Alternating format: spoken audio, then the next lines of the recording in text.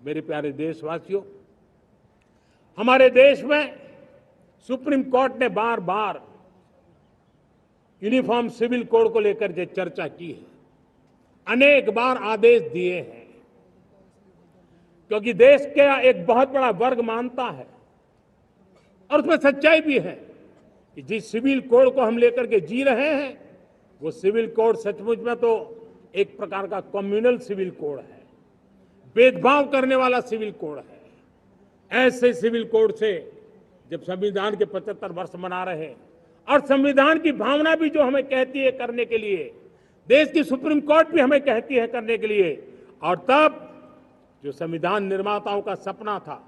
उस सपने को पूरा करना हम सबका दायित्व है। और मैं मानता हूं इस गंभीर विषय पर देश में चर्चा हो, व्यापक चर्चा हो, हर कोई अपने विचारों को लेकर के आए और उन कानूनों को, जो कानून धर्म के आधार पर देश को बांटते हैं, जो ऊंच नीच का कारण बन जाते हैं, ऐसे कानूनों को आधुनिक समाज में कोई स्थान नहीं हो सकता है। और इसलिए मैं तो कहूंगा, अब समय की मांग है कि देश में एक सेकुलर सिविल कोड हो। हमने कम्युनल सिविल कोड में 75 साल बिताए हैं, अब हमें सेक्युलर सिविल कोड की तरफ जाना होगा, और तब जाकर के देश में धर्म के आधार पर जो भेदभाव हो रहे हैं, सामान्य नागरिक को जो दूरी महसूस होती है, उससे हमें मुक्ति मिलेगी। मेरे प्यारे देशवासियों, जब मैं देश में एक चिंता हमेशा कहता हूं, परिवारवाद, जातिवाद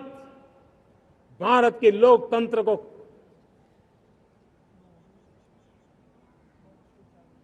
बहुत नुकसान कर रहा है। देश को, लोक राजनीति को